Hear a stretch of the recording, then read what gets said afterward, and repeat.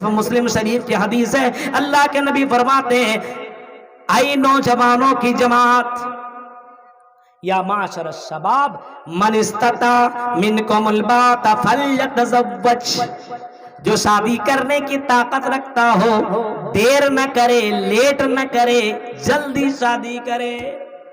شادی کرنے کی طاقت رکھتا ہو کب؟ یہ کیسے پیدا ہو جائے، یہ کیسے احساس ہوگا کہ شادی کرنے کا ٹائم ہو گیا؟ جب آپ کی نظر کسی خوبصورت لڑکی کی طرف جانے لگے، جب آپ کے دلوں میں برے خیالات پیدا ہونے لگے، ہاں کوئی لڑکی چلے اور آپ اس کو دیکھ کر کے اس کو چھیڑنے لگے۔ آج کل کے جانتے ہیں ماحول، میں ایک جگہ سے گزر رہا تھا، عام مختم میں چلتا ہوں تو ایسا کپڑے ویسے عام سے ہوا کرتے ہیں، گزر رہا تھا، ایک جگہ میں کھڑا تھا، دو جوان لڑکی کھڑی ہے، ایک بائک والا آیا، مسلم تھا، بائک والا وہاں پہنچا اور انہی دونوں لڑکیوں کو چھڑنے کی کوشش کرنے لگا۔ کیا لگ رہی ہے، کیا چیز ہو، طرح طرح کی باتیں کر رہا ہے، اپنا حجاب تو ذرا اٹھاؤ، نمبر دو باتیں کر رہا تھا وہیں پہ۔ میں ٹوٹو پہ بیٹھا اور ڈائریکٹ میں چلا گیا، میں سوچنے لگا یہ قوم کہاں، ایک مسلمان کے ساتھ ایسا کام کر رہا ہے۔ یا معاشر الشباب، اے نوجوانوں، اگر تیرے دل میں اس طرح کی کوئی بات آتی ہو تو جلدی سے تم نکاح کرو، شادی کرو، یہ محمد رسول اللہ کا فرمان ہے، فلیتزوج۔ اور اگر نکاح کرنے کی طاقت نہیں ہے، سوچ رہے ہو ارے شادی کروں گا، کیسے کھلاؤں گا، کیسے پلاؤں گا، کیسے اس کو میک اپ کا سامان کہاں سے دوں گا، کچھ تو کماتا نہیں ہوں، تو اللہ کے رسول نے فرمایا پھر زنا کے قریب مت جاؤ، پھر مہینے کے اندر 2 3 4 5 روزے رکھ لو، فعلیہ بالصوم فانہ لہ وجاء، یہ روزہ تمہارے لیے ڈھال بن جائے گا، یہ تمہارے سیکس کے پاور کو توڑ دے گا، یہ تمہارے سیکس کو کنٹرول کر دے گا۔ یہ محمد رسول اللہ نے علاج بھی بتا دیا ہے، لیکن نوجوان اس علاج کو مانے تب تو، اس دوا کا استعمال کرے تب تو، یہ شادی بھی نہیں کرتا وقت پر، روزہ بھی نہیں رکھتا ہے، زناکاریاں بڑھتی چلی جا رہی ہے، یہ گناہ پہ گناہ کرتے چلے جا رہے ہیں۔ اللہ کے نبی صلی اللہ علیہ وسلم نے فرمایا یہ آنکھوں سے غلط چیزوں کا دیکھنا بھی زنا ہے۔ وصل الارحام، رشتہ داریوں کو جوڑو، یہ اللہ کے نبی نے فرمایا یہ بھی بہت بڑی عبادت ہے، جوڑنے کی کوشش کرو۔ کسی کے گاؤں میں کوئی لڑکا کسی لڑکی کو دیکھنے کے لیے آیا، کسی نے پوچھ لیا کہاں جا رہا ہو، ارے فلاں کی لڑکی دیکھ، فلاں کی لڑکی دیکھو گے، ٹھیک نہیں، چلو نا میں دکھاتا ہوں کچھ اور۔ اس لڑکی کا معاملہ دوسرے سے ٹچ ہے، آپ نہیں جانتے، ہم گاؤں والے ہیں نا، تو گاؤں والا رشتہ کرانے کی کوشش نہیں کر رہا، توڑنے کی کوشش کر رہا ہے۔ غور کیجئے میرے بھائیوں، جھوٹ میں بتا دیا کسی لڑکی کے بارے میں، میرے بھائیوں یہ بہت بڑا گناہ ہے کہ کسی لڑکی کے اوپر تہمت لگایا جائے۔ آج ہو رہا ہے سماج کے اندر، آج ہو رہا ہے، کہیں سے کسی لڑکی کو دیکھنے کے لیے کوئی آیا، عورت کے اس کی بیٹی کا نکاح ہو جائے گا، شادی ہو جائے گا، میری بیٹی ایسی رہ جائے گی، کسی طریقے سے اس کے بیٹی کا رشتہ توڑ دیا جائے۔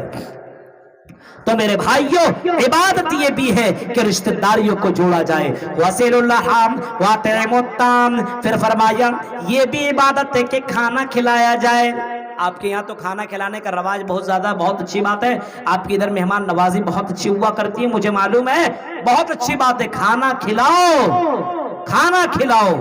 یہ اسلام کا ایک دستور ہے۔ کسی غریب کو دیکھو، مسجد میں کسی کو دیکھو کہ اجنبی آدمی آ جائے، کوئی رشتہ نہیں ہے، آپ ان سے پوچھو بھائی چل میرا گھر چلیے، میرے گھر پہ اندر کھانا کھا لیجئے۔ یہ ماحول آپ کے یہاں بنا رہنا چاہیے، کھانے کھلانے کا ماحول تو آپ کے یہاں ہے، لیکن میرے بھائیوں کوئی غریب آدمی اگر رہتا صرف جلسوں میں نہیں، عام دنوں میں بھی کسی غریب کو دیکھو تو کھانا کھلا لو، کیونکہ اللہ تعالیٰ فرماتا ہے جو لوگ جہنم کے اندر جائیں گے اور جہنمیوں سے پوچھا جائے گا آئی جہنمیوں تم جہنم کے اندر کیوں چلے گئے، جواب میں جو چیز وہ کہیں گے وہ یہ کہیں گے لم نکو من المصلین، ہم نماز دنیا میں نہیں پڑھا کرتے تھے، ولم نکو نطعم المسکین، اور ہم لوگوں کو کھانا نہیں کھلایا کرتے تھے، مسکینوں کو کھانا نہیں کھلایا کرتے تھے، اسی وجہ سے جہنم کے اندر چلے گئے۔ یتیموں، مسکینوں، غریبوں کو کھانا کھلاؤ، میرے بھائیوں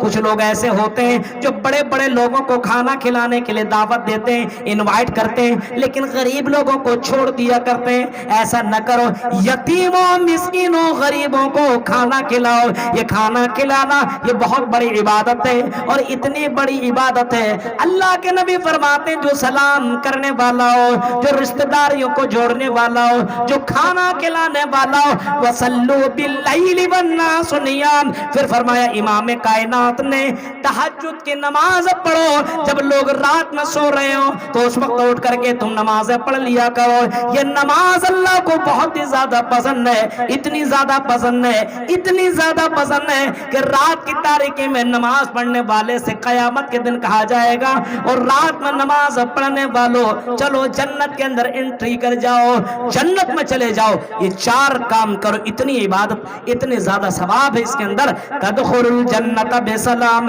ایسے لوگوں سے کہا جائے گا جنت کے اندر سلامتی کے ساتھ داخل ہو جاؤ۔ تہجد کے نماز پڑھنے والا جو دوپہر میں نہیں پڑھتا ہو، ظہر عصر مغرب عشاء فجر میں غائب ہو، وہ اٹھ کر کے تہجد کی نماز پڑھے گا؟ آپ کو لگتا ہے جو جمعے کی نماز پڑھتا ہے وہ تہجد کی نماز پڑھے گا؟ میرے بھائیو،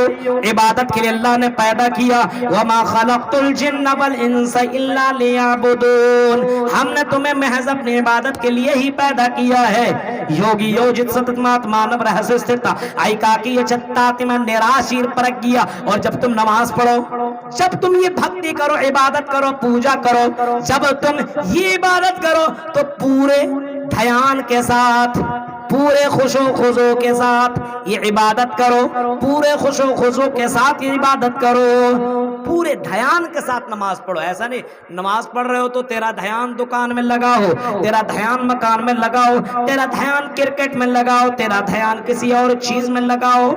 نماز پڑھو تو ایسا لگے ان تعبد اللہ کانک تراہ فإن لم تکن تراہ فإنہ یراک۔